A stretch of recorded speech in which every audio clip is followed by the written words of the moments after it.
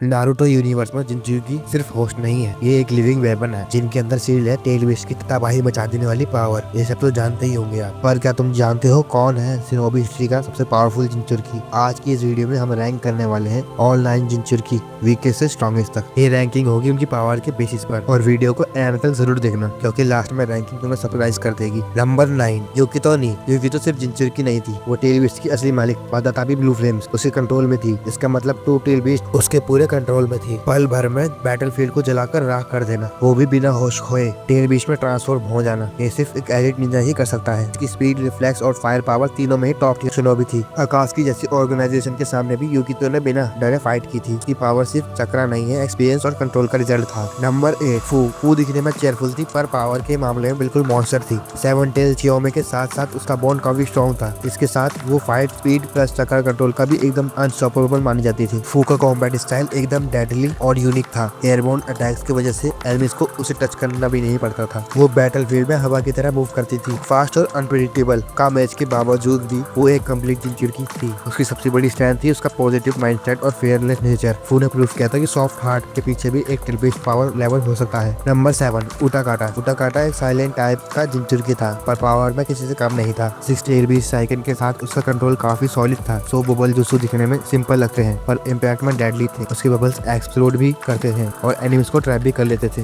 Long range combat में उटाकाटा का कोई मैच नहीं था। बिना शोर मचाए बैटलफील्ड को क्लीन कर देना, यही उसकी स्पेशलिटी थी। मिस्ट विलेज का था लेकिन वो विलेज से भाग गया था और काम रहकर सबको आउट प्ले करता था। नंबर 6, गारा। नारुतो के बाद गारा ही था जिसने बताया कि और भी जिंचुकी है नारुतो यूनिवर्स में, और ये सिर्फ जिंचुकी नहीं बल्कि डेजर्ट का सबसे एब्सोल्यूट डिफेंस था। शिकाकू पावर उसकी सैंड के हर पार्टिकल में बसी थी। ऑटोमेटिक सैंड डिफेंस ने गारा को ऑलमोस्ट अनटचेबल बना दिया था। बिना हाथ हिलाए एनिमीज को क्रश कर देना, ये गारा का सिग्नेचर मूव था। चूनिंग एग्जाम में ही उसे डर का सही मतलब सिखा दिया था। नारुतो भी इससे डर गया था। छोटी सी होमन में ही होकागे लेवल माइंडसेट जिंचुकी पावर्स ये एक बहुत बड़ी बात मानी जाती। गारा ने इतना दर्द सहने के बाद भी सबको प्रूव किया कि वो सिर्फ स्ट्रॉन्ग नहीं बल्कि एक अच्छा लीडर भी है। तो अब बारी आती है टॉप 5 की, और अभी तक वीडियो देख रहे हो और वीडियो अच्छी लग रही है तो जाने से पहले वीडियो को लाइक करना बिल्कुल मत भूलना। नंबर 5, हान सबसे अंडररेटेड जिंचुकी था पर पावर में वो प्योर बीस्ट मोड में था। 5 टेल क्योकू की स्टीम पावर ने उसके ताइजुत्सु ने उसे मॉन्स्टर लेवल बना दिया था। उसकी स्पीड और रॉ स्ट्रेंथ का कॉम्बो अनटचेबल था। हान को क्लोज कॉम्बैट में अनस्टॉपेबल करता है। स्टीम चक्र के साथ एक पंच में एक ही माउंटेन को इम्पैक्ट दे देना। फुल बॉडी आर्मर के बावजूद हार लाइटनिंग फास्ट मूव करता था। बैटलफील्ड में प्रेशर क्रिएट करता था। लिटरली स्टीम एक्सप्लोजन के साथ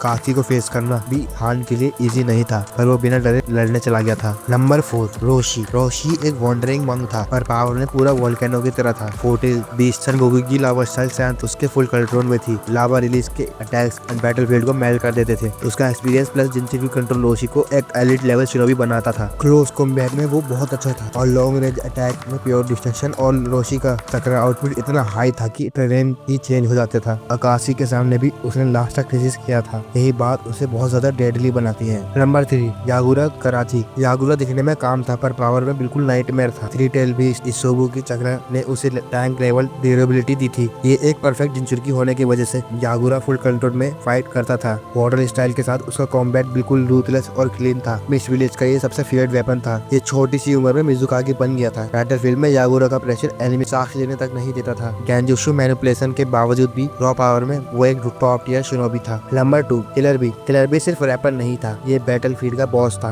एयरटेल बीस्ट क्योकी के साथ उसका सिंक बिल्कुल परफेक्ट था। फुल ट्रांसफॉर्मेशन के बाद भी एक वॉकिंग नाइटमेयर बन जाता था। सामे रायडा जैसे वेपन को ओवर पावर कर देना ये सबके बस की बात नहीं, और उसकी स्पीड और शॉर्ट स्किल्स और टेल बीस्ट पावर का डेडली कॉम्बो था। बी बिना होश खोए एयरटेल की फुल पावर को यूज करता था। आकाशी जैसे मॉन्स्टर को भी उसने आउट प्ले कर दिया था। किलर भी प्रूफ था कि स्वैग के साथ साथ कॉर्ड लेवल स्ट्रेंथ भी हो सकती है, और इसी की वजह से नारुतो ने फुल कंट्रोल भी करा था। Number 1, Naruto उजुमा। नारुतो सिर्फ जिंचुकी नहीं था, वो होप का सिंबल था। कुरामा की पावर के साथ साथ गॉड लेवल चक्र का ओनर बन गया था। इसकी शैडो ग्लोव्स और रासेंगान बैटलफील्ड में पूरा कंट्रोल इसी देते थे। 6 पाथ की पावर मिलने के बाद लिटरली लेजेंड बन चुका था, और बैरन मोड ने प्रूव कर दिया कि नारुतो का कोच देकर भी जीत सकता है। पेन मदेरा कागुया जैसे मॉन्स्टर को फेस करना नारुतो के लिए इम्पॉसिबल नहीं था, और नारुतो ने प्रूव कर दिया था will power plus hard work से डेस्टिनी को भी बदल सकते हैं। सो गाइस, ये थे नारुतो यूनिवर्स के सारे 9 जिंचुकी। हर एक अपनी जगह मॉन्स्टर है और अपनी कहानी का लेजेंड है। किसी के पास रॉ पावर थी और किसी के पास परफेक्ट कंट्रोल था और किसी ने अपने दर्द को स्ट्रेंथ में बदल दिया था। ये रैंकिंग सिर्फ नंबर दिखाती है और असली बात ये है हर जिंजुकी ने हिस्ट्री चेंज करी है। अगर आपको वीडियो पसंद आई हो तो लाइक शेयर सब्सक्राइब करना बिल्कुल मत भूलना।